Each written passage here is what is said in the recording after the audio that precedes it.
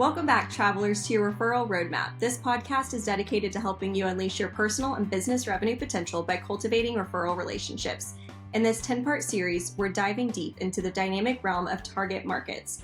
We'll be exploring how understanding and effectively tapping into target markets can be a key driver of success, offering insights and strategies to master this essential aspect of business. Today, we'll be talking about social media and your target market, the winning combination, with our special guest, Kyle Draper. Kyle is a woo! Let's go, Kyle. Kyle's the founder of Content Compounding, Higher Culture, and KyleDraper.com. He's an author and speaker, and I know he has tons of knowledge for us to share today. So can't wait to see where this conversation goes. But I do want to start off by specifying that today we are not going to be talking about algorithms of social media, how to gather up those huge number of followers. Our focus today is going to be on talking about how to use social media to build those relationships, nurture relationships, all while increasing your conversion ratios and revenue. But before we jump into interviewing Kyle, Athena, I believe you might have a story to share with us. Is that right? I do. And I'm reluctant to even share a story today because we've got the amazing friend on here, Kyle. But I wanted to share something because it resonates with what we're talking about today. And that is about adding value and building relationships. So many of you who've been following us now for a while understand that one of the businesses that I'm affiliated with and an owner with is a home building company here in Oklahoma City. And when we identified that our referral partners were really the agents, okay, so I want you to think about this. It wasn't the end user, it was our agents. And when we identified that, what I did was, how does one person at the very beginning, I was sales, marketing, advertising. How does one person connect with all of these referral partners necessary to start getting leads? Well, it was social media, you guys, social media. Now, I got myself involved in Facebook groups that had agents and as many agent activities on social media as possible. One of the things that I know that Kyle will talk to us about is when I got in there, I didn't do what I like to call Gastoning. So if you know what Gaston is a character in a Disney that dances around a pub kissing himself because he thinks he's so amazing. What you don't want to do is get on social media in front of your target market and be like, look at me. I'm so amazing. You just have to do business with me. But yet I think some of us do that. So think about that and look at your own social media and say, am I doing that? I did not do that. Thank goodness I knew Kyle Draper back then. And I went into these social media groups. And guess what? I didn't even tell them, you guys, what I did for a living. All I did was get in there, add value, be supportive, and encourage them and help them. By doing so, I very quickly, to my surprise, I will say, started to get leads. And when I started my coaching business 4 years ago now, my number one lead source at the very beginning, listeners, were Facebook groups that I got into of a new target market for my coaching business, added value, didn't Gaston, just loved on people and built relationships. And 100% of the very beginning, my leads came from that source. So those of you who are sitting back going, hey, how do I get leads? You want to take notes. So if you're on the treadmill, you'll want to make sure you come back and take notes on here. If you're driving, you'll want to take notes. This is a noteworthy episode. So Jada, before we get into the magnificent conversation with Kyle Draper, I know you got to hit us with some facts and details for those of our listeners who just like the details. Let's give it to them. I always will bring the details. Yep. So I'm going to just read these facts so that I don't mess them up. And I will also make sure to link them in the show notes below. But 78% of salespeople who use social media selling outperform peers who don't use social media at all. And then 93% of consumers trust personal recommendations the most, a lot of which comes through social media. So I think a good example of that is influencers. They might not be someone that they know personally, but they are recommending their favorite products day in and day out, and that is considered a trusted source. 75% of B2B buyers are social or use social media to make buying decisions. 92% of B2B buyers engage with a salesperson who is a well-known industry thought leader. And 90% of decision makers never answer a cold call. But 75% of B2B buyers use social media to make purchasing decisions. So, very interesting statistics. Words are hard. But anyways, again, I will link those in the show notes, and I won't bore you guys with any more facts today because we want to get the real facts and thoughts of our expert, Kyle Draper. So, Kyle, Yes. will you give our audience just a brief summary of what your business is, how you got into it? Yes. Let you take it from there. Well, first of all, thank you for having me. What an absolute honor. I love you guys so much, and just value our friendship so much. And so I'm pinching myself just getting to be with you guys today. So thank you. Jada, I am a former pastor turned roofer, which is who I was when I met Athena years ago. And then I started a company building websites for real estate agents. And then from there, I realized how bad they were at social media. And so I just started learning social media to teach them classes. And now I get to travel all over the country and teach on social media and marketing and video. And through that, it's spun out a couple other businesses that we'll talk about later.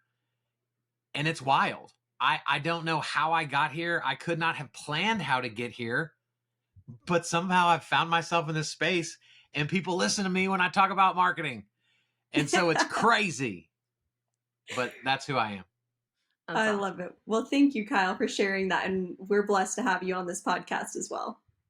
Excellent. All right. Well, now we're going to get into the good stuff. So, Kyle, thank you so much for being here.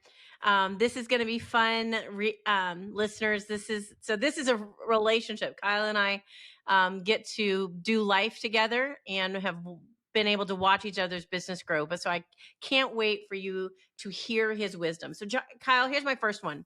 Okay. You have been building relationships on social media for years. Yeah. What made you understand this was an essential activity to grow a business? Well, Athena, I think what's interesting about that is what led me to understand it was interactions that were happening in real life that started online. Right. So when I lived in Oklahoma City where we met and I had a roofing company, I was friending so many realtors every day on Facebook. And then I'd go to a networking event and several of them would be like, why we don't know each other, but why do I know that you have a son named Harrison? And I just became known as the Facebook guy. Because I would get on Facebook and I would go friend people and follow them and watch what they do and engage in their content. And then when I'd see them in real life, there was already this weird built-in trust, even though we'd never technically met before. And that was kind of one of the moments where I thought, wait a second, this is interesting. Like, this is real life. And I dug in further from there. Oh, I love that. Question for you. There's a large movement on social media about just getting followers. And then there's a movement about doing it organically and building relationships. Can you explain for our listener the difference and the good and bad in both strategies, in your opinion? I'd love to hear it. Yeah. There's not bad strategy. It's just bad implementation and potentially bad based on your situation. Right. So for my typical audience, like a real estate agent, a mortgage lender, a small business owner, they serve a community of people. And so if the average realtor says, this year I'd like to sell 30 houses. Well, guess what? You probably already have 1,500 friends on your Facebook. And so why do you need to go viral? Why do you have this desire to have 50,000 followers when you just need 30 of the people you already know to say yes to you? And so what happens is we let our ego take over, right? I think our ego is our biggest enemy on social media because my ego says, well, Kyle, don't do that video because that video is not cool. You need to go pick something trending because that's going to give you the best chance to validate yourself, but it's probably not going to result in any business opportunities for me. And so it really just comes down to, like, are you selling a product? Like if I were selling this pen, well, then I would want a ton of followers because I can sell this pen to anybody in the world. But if I live in Fort Worth, Texas, and I do business in Fort Worth, Texas, I could become a millionaire without ever having more than 500 Facebook friends. And so we just have to understand, like, what are we trying to accomplish? And then based on that understanding, then we begin to kind of create content that serves who we're trying to reach. And so I'm considered a social media expert, but I've got 4,800 followers on Instagram. I've got 9,000 followers on Facebook. Like, I'm not a big deal to anyone, but in my niche, I matter. And that is my focus, right? Serving the niche that or the niche. I'm not fancy. I don't know the right way to say that word, but that's the big thing. And I think that's where a lot of people get caught up and they get scared. They start overthinking it because they're like, well, I haven't gone viral in a while. Like, what am I doing wrong? And you're probably not doing anything wrong. You may actually be making perfect content. You're just using bad metrics to determine your success. I love what you said there, where you said your niche, not right. Because, and you said it, and I just wanted everybody to hear, he said your target market. So your target market, which is the theme of our series, really determines if you want to do large, right, Kyle, or stay small. Yeah. Well, and so even like, I hate all these people. Hate's a strong word. I don't hate anybody, but I get frustrated by people, other experts that are similar to me, that are like, you got to be on TikTok. You got to be on, you're not doing that. You got to go. And so most of us are just blown around in the wind because we don't have a clue who we're serving. Because if you were to tell me, my niche is 50 to 60-year-olds. Well, guess where you don't need to be? TikTok. Right? So give yourself permission to not be all over the place because you know your audience. But most people don't. And they're going, well, like, I want to work with 20 to 80-year-olds. It's like, well, good luck trying to attract every adult human on the planet. So getting really intentional with that is just such a power play when it comes to social media. I love it.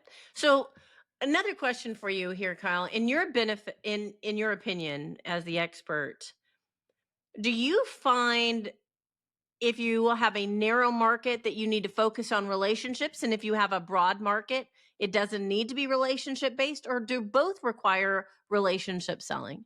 Oh my gosh.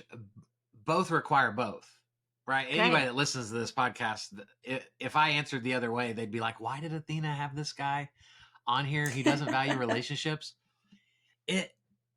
All of our success, in my opinion, is about who we know. You got it. I've been believing for the last couple of years that, like, I have achieved to the level I need to, talent-wise, to be in any room in my industry. Now it's just a matter of the right people knowing that I exist. And so I'm 3 to 5 relationships at this point from my business changing forever. Because when those people meet me, they're going to go, where have you been?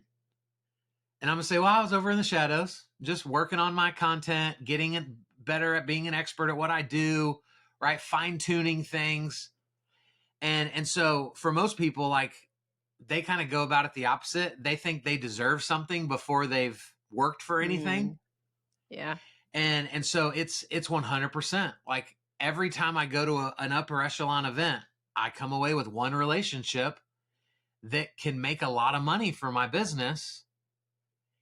But there were 2,000 people there, and I just needed to know that one. Preaching. And I remember, well, Michael Mayer, so I did his coaching back in the day when I was in roofing. Me too. And I'll never forget that he was like, what would you rather have, a database of 20,000 or of one? And of course we're like 20,000. And he said, but what if that one was Oprah? Right. And I'm like, no, you can have your 20,000 back. I'll take Oprah. I want more of Oprah. Oprah, if you're listening, I love you.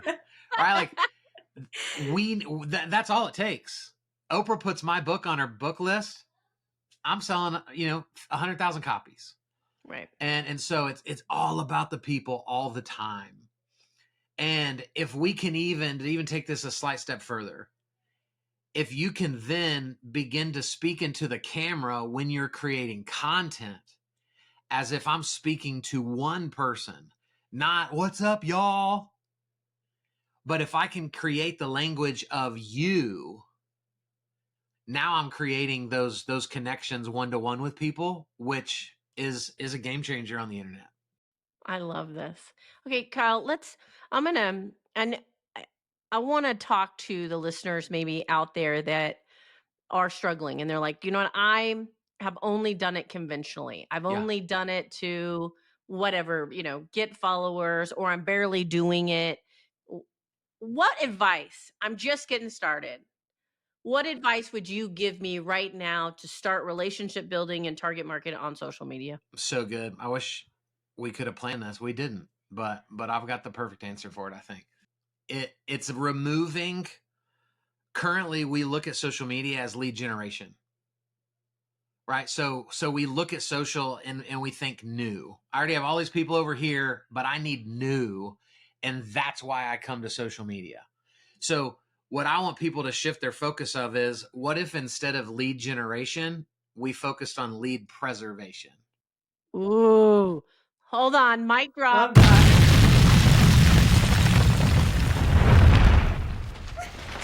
We got 2 mic drops. Look at that. Thank you. So what I mean by that is, I believe, and now this isn't black and white. This isn't going to be the exact truth for everybody. But for most people in sales, you already know more people than you're getting business. Right? Oh, yeah. You want to sell 1,000 of something. Awesome. You have more than 1,000 people connected you on social already. And so if we can get into the mindset of, what if I just serve the people I have better instead of stepping over them to go find strangers that don't know me? I think social media would change for a lot of people, and it would actually get fun, because the tactics that's required to get new business are the same tactics that piss off all of our friends. Right? So if I were doing a video that's like, what's up, guys? It's Kyle Draper. Well, I would do that for strangers, but all my friends are going to watch that video and be like, why are you telling me your name, bro? Like, we've been friends for 10 years. Why are you saying your name? And those are those little nuances that we don't think about, but we're chasing strangers and rubbing our actual people the wrong way over and over again. And it's why we look up and we don't have referrals, because we've started kind of burning those bridges. And if not burning, we've just started creating enough splinters to where people don't feel safe walking across it. And we miss a lot of business opportunity that way. I love it. Well, Kyle, I know in the past I have had you as a coach. You were my coach. And I needed you because I had an ego problem, right? And you said it, not me. I did. I said it. I had an ego problem and a self-esteem problem. I'm just getting real, right? Yeah. So Kyle, explain. I know I'm not the only one with the problem that I had. I'm going to let you explain in your words what my problem was, and if from your perspective, how I have finally gotten over it. And then I'll share mine, but I'm from the coach's perspective, you guys. So now I'm being transparent here. Here we go. Gosh, I have to get this right too. What if I say all the wrong things? Oh, it'll be fine. So we're all accustomed to instant gratification. And then especially like for you and I, we speak for a living, or at least as a large piece of what we do. So, I mean, we're used to my mouth opens and then closes and people are like, oh, that was amazing. You're incredible. Oh my gosh. And so I get in the car full of validation. And then we also feed off of the audience, right? And so when social media is introduced, it creates this new experience where it's like, so wait, I have to have energy, but there's no people to pull it from. And then I need that feedback that people are kind of tracking with me. Otherwise, I want to pivot and kind of go a different direction. Oh, but wait, I don't have that either.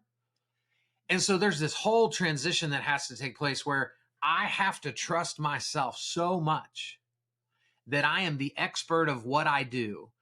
And I know the way to help people, that I can deliver it over and over and over and over again without the need for you to validate me, because I already know who I am. And to me, that was one of your struggles. That's always been one of my struggles. And then if we want to get rudimentary with it, like, it's as simple as, we don't love the way we look. We don't love the way we sound. Like, when I was a youth pastor, my most insecure girls in the youth group were the beautiful cheerleaders that everybody wanted to be, but they had no confidence in themselves. And so when we're all walking insecurities, this gets really hard. Yeah. Because I constantly want to go, is my hat crooked? Is my, what are my lips doing? Why do they move like that? Is one of my eyeballs actually higher than the other? Like, these are the things that I legit think. Like, I've asked Lana before, hey, come look at this. Is my left eye lower than my right eye? Have I lived my whole life with a droopy eye? What is happening right now?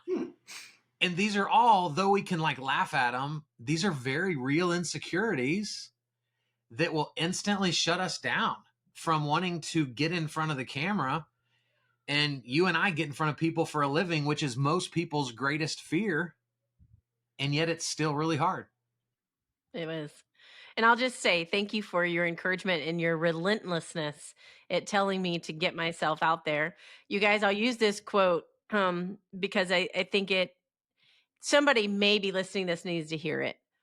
I really was in my way because I felt so insecure about my weight and my ability and all the things that Kyle suggested. And one day he said something to me that was an aha moment that has stuck with me forever. And it was this: Athena, what if you woke up tomorrow and Jesus was standing in front of you?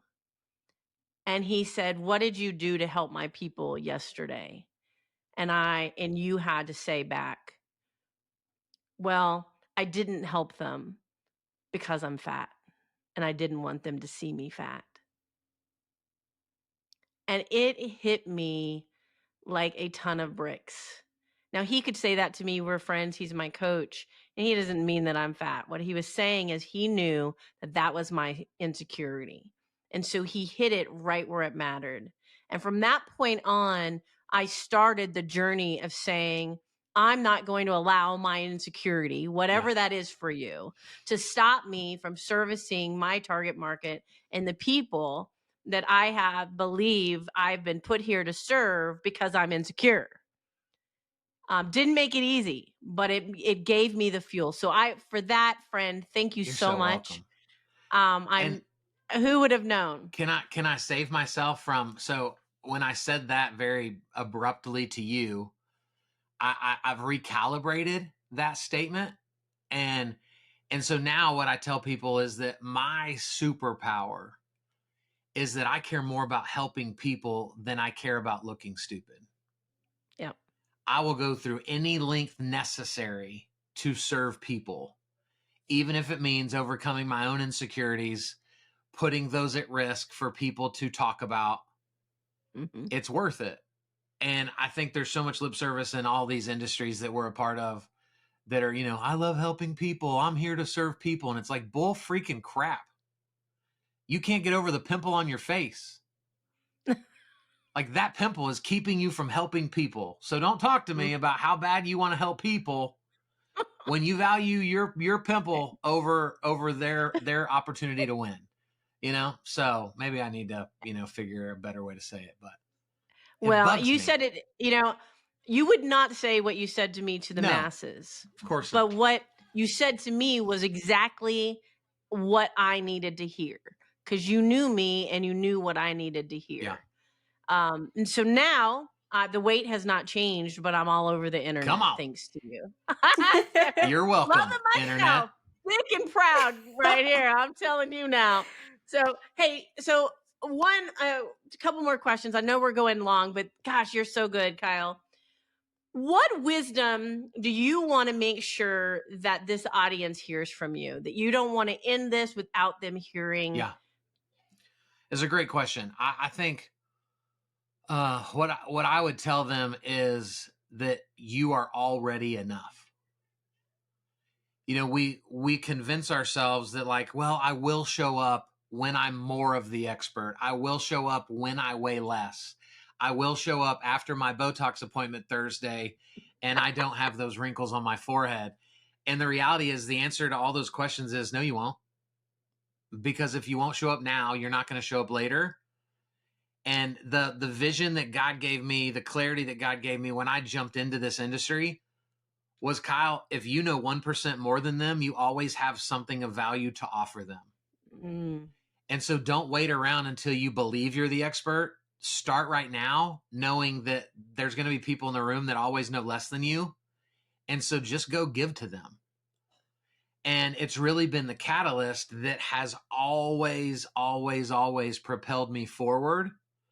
And I've been able to adopt like that, this ready, fire, aim mentality, which is I'm going to start shooting crap and we're going to figure it out on the way out, on the way in. And instead of going, well, like, let's get in front of a whiteboard and then let's invite a few people in and let's talk about it together. And I'm 10 mistakes in and you haven't even tried yet. So that's you're ready right now. Stop waiting. I love that. Thank you so much. Hey, Kyle, these people need to connect with you. So please tell us, I know Jada will put these links in our show notes, but please tell us how we can connect with you. So many ways. There's too many ways, I think. So I love to speak. I travel the country and speak for a living. Big or small, I love to help people in the marketing world. And so KyleDraper.com is a great place for that. If you've identified and really connected to you and I's conversation about the insecurities that keep you from showing up online and you're not doing video content, I have a video editing company that creates incredible content for people. And so that's Content Compounding. There'll be a link to that. And then through Content Compounding, we have developed this unbelievable team of VAs, of virtual assistants. And so I think we're up to like 16 virtual assistants on my team. And so we started a VA company to help people what we've found success in, which is using men and women on the other side of the world that are immensely talented to fill holes that we have in our business that we can't afford to plug in somebody in America to. And so that's called Higher Culture VA. And gosh, there's probably 4 more things but I'm not going to do it because it's too much. Well, I appreciate that. All right, Jada, take it away. All right. Well, we would love to invite you all to join the Success Revolution. It's fueled by relationships, referral, and revenue to get your weekly growth strategy straight to your inbox to take control of your sales, revenue, and achieve your full potential.